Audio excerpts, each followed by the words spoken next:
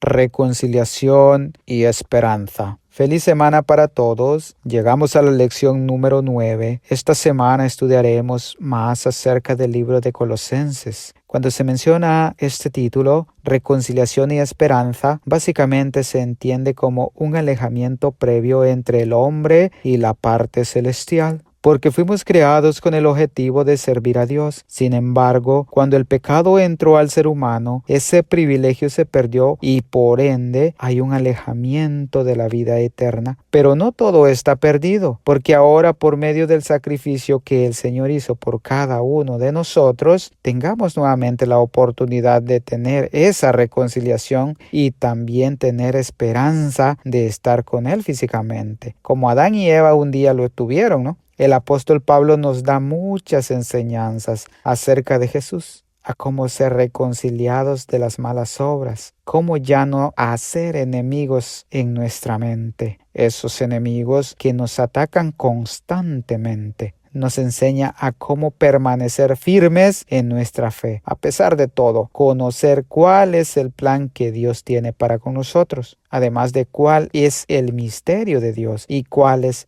el poder realmente del Evangelio eterno. Así que espero sea de agrado esta lección y que pueda ser útil para nuestro desarrollo espiritual. Reconciliados de las malas obras. Así se titula esta parte de la lección. Pablo es consistente en su retrato desfavorable de la humanidad, al menos de la que está alejada de la justicia de Cristo. Hoy, casi 2000 años después, nadie podría cuestionar esa percepción. Alguien dijo en cierta ocasión que la única doctrina cristiana que no necesita ser aceptada por fe es la de la pecaminosidad de la humanidad. No obstante, y a pesar de nuestra maldad, Dios ha tomado la iniciativa de reconciliarnos con Él desde la aparición del mismo pecado en el mundo, ¿no? Dios ha obrado desde el principio para resolver el problema del pecado, aunque la solución solo se encontraba en su propia muerte en la cruz. Habiendo dicho esto, podemos hacernos la pregunta, ¿a qué se refiere Pablo cuando habla del alejamiento y la enemistad con Dios? ¿Cuál es el resultado final esperado de la muerte de Cristo? Para responder a estas preguntas, leamos entonces Colosenses capítulo 1, verso 21 y 22. Dice de la siguiente manera: y a vosotros también, que erais en otro tiempo extraños y enemigos en vuestra mente, haciendo malas obras, ahora os ha reconciliado en su cuerpo de carne por medio de la muerte, para presentaros santos y sin mancha e irreprensibles delante de él. Pablo recuerda que antes estábamos lejos y éramos enemigos de Dios en nuestra mente debido a una conducta perversa y malos pensamientos. Esta enemistad era un estado natural de separación, no necesariamente un odio activo, sino una condición de alienación. Pero a pesar de ese estado, Jesús nos ha reconciliado mediante su muerte física. El término reconciliación significa eliminar los impedimentos para la paz. La obra de Cristo en la cruz es el instrumento para cambiar nuestra condición de enemigos a amigos de Dios, siendo el objetivo final de esta reconciliación presentar a los creyentes ante Dios como santos, sin mancha e irreprochables. Esto no se refiere a una perfección sin pecado en la tierra, sino a nuestra posición legal y espiritual, garantizada por Cristo, que nos hace aceptables delante de Dios. En fin, Pablo describe la transformación radical del creyente de ser enemigo de Dios por sus acciones pecaminosas, pasan a ser reconciliados, santos e irreprochables.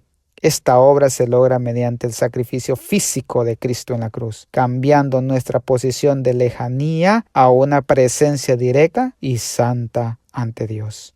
Si continúan en la fe. Así se titula esta segunda parte de la lección. Saben, cuando se construye un edificio, primero se hacen bases sólidas para que ese edificio no sea derribado fácilmente. Pablo invita a establecer una base sólida de fe y amor fundamentada en la palabra de Dios, para que nuestra fe no sea derribada fácilmente. En otras palabras, tener una estructura inamovible. Veamos qué nos dice Colosenses capítulo 1, verso 23. Dice Colosenses 1:23, si en verdad permanecéis fundados y firmes en la fe y sin moveros de esperanza del evangelio que habéis oído, el cual se predica en toda la creación que está debajo del cielo, del cual yo, Pablo, fui hecho ministro.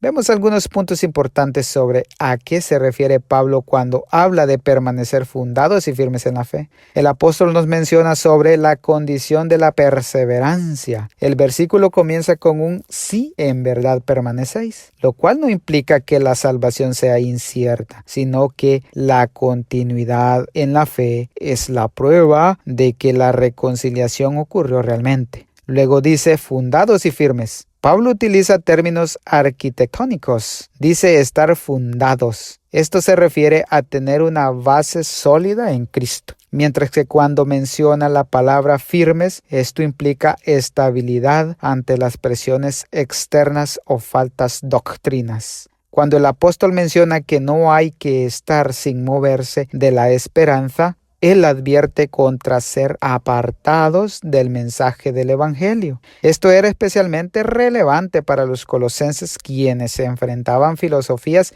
y tradiciones humanas que intentaban suplantar la supremacía de Cristo. El versículo también menciona que el Evangelio se predica en toda creación, enfatizando su universalidad y el papel de Pablo como ministro de este mensaje divino. Continuar en la fe significa tener perseverancia en la fe como la evidencia de una verdadera reconciliación con Dios. Pablo exhorta a los creyentes a mantenerse firmes para que la obra de Cristo en ellos sea completa y también visible. El plan eterno de Dios. Así se titula esta tercera parte de la lección. Pablo estaba preso en Roma mientras escribía la carta a los colosenses, y lo sorprendente de Pablo era que no veía su encarcelamiento o su sufrimiento como un castigo por su pasado como perseguidor de la iglesia, sino que él veía todo como un plan eterno de Dios. Un plan en el cual Dios manifestaba su gloria a través de él en sus predicaciones, tanto física como también no física, además de todo el sufrimiento que él atravesaba durante estaba preso. Ahora bien, ¿qué dice Pablo acerca de su sufrimiento por causa de Cristo?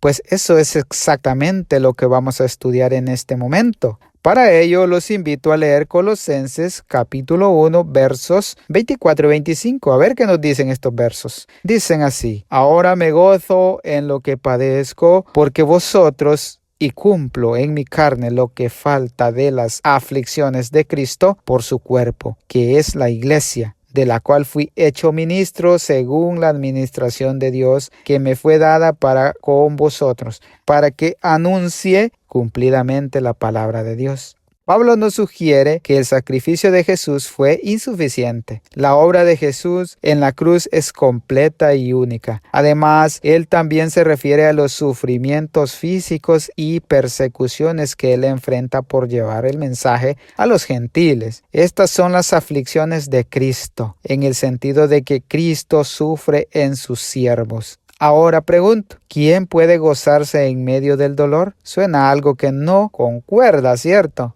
Sin embargo, Pablo se alegra de sufrir porque considera que es parte de su ministerio para fortalecer a la iglesia. Además, subraya su llamado como un ministro o siervo de la iglesia, no para su propia gloria, sino para edificarla cumpliendo el propósito de Dios al anunciar plenamente el mensaje del Evangelio. En fin, el apóstol hace un énfasis que el ministerio cristiano a menudo implica sacrificio personal, o sea, aflicciones para dar a conocer el misterio, o sea, Cristo en nosotros. La esperanza de gloria, lo cual forma parte del plan de Dios para que maduremos como iglesia. El gozo del apóstol Pablo al sufrir por la iglesia nos da a entender que sus aflicciones se completan y es necesario para llevar el evangelio, no para redimir pecados. Pablo se presenta como un ministro de la iglesia para dar a conocer plenamente la palabra de Dios.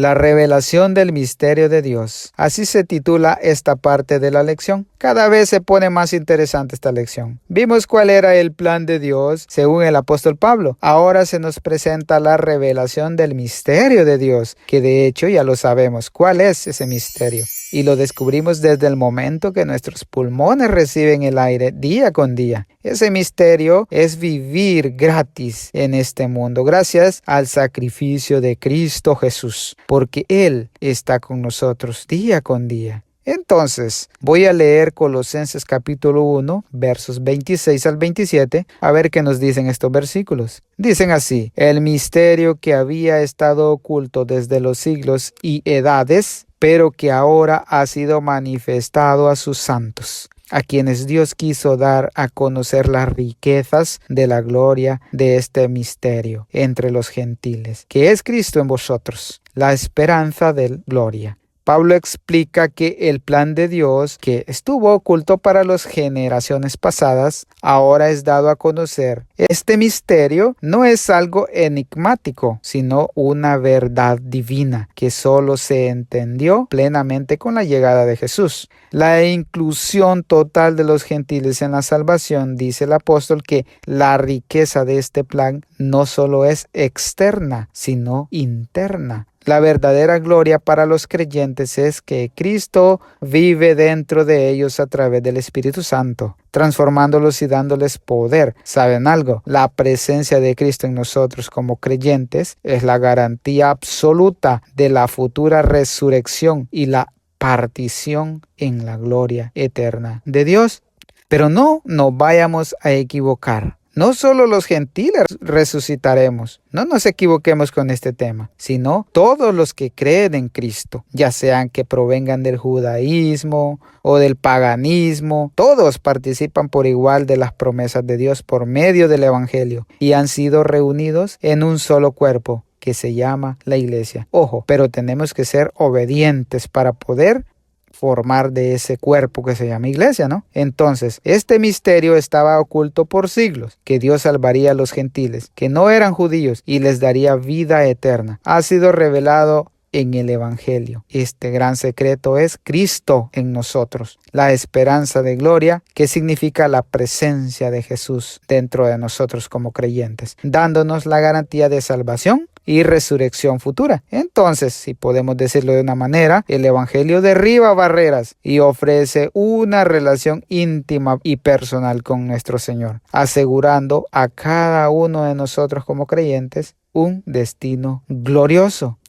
Es un gusto poder decirles que llegamos a la última parte de este estudio, cuyo título tiene El poder del Evangelio. Para ello, voy a leer Colosenses capítulo 1, versículos 28 y 29, para explicar un poco este subtítulo. Dice así: a quien anunciamos, amonestando a todo hombre y enseñando a todo hombre en toda sabiduría, a fin de presentar perfecto en Cristo Jesús a todo hombre, para lo cual también trabajo, luchando según la potencia de Él, la cual actúa poderosamente en mí. Un poco confuso este versículo, ¿cierto? Pablo no anuncia doctrinas humanas o reglas, sino a Cristo Jesús. Y esto consiste en amonestar o corregir y también enseñar a cada persona, usando toda la sabiduría de Dios. Así de sencillo. El objetivo de Pablo es presentar cada creyente maduro, completo y perfeccionado en su relación con Jesús, no en su propio mérito. Él describe su labor como trabajar y luchar, demostrando dedicación total al Evangelio. El trabajo ministerial no depende de la fuerza humana,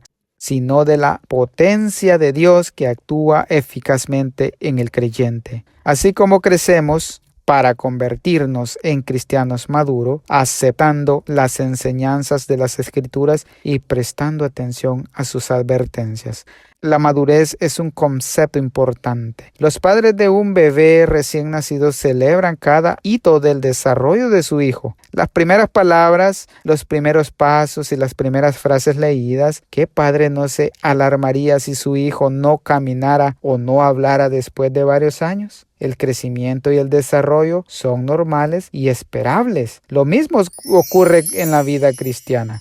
Lo que se necesita es que vayamos teniendo un crecimiento, no un estancamiento. En resumen, Pablo describe que el ministerio es como una tarea incansable de formación espiritual, impulsada no por talento propio, sino por el poder divino con la meta de la madurez en Cristo Jesús. Así que mis hermanos, mis amigos, esta es la lección de esta semana. Espero sea de gran ayuda. Que el Señor les bendiga. Bendiciones. Hasta la próxima.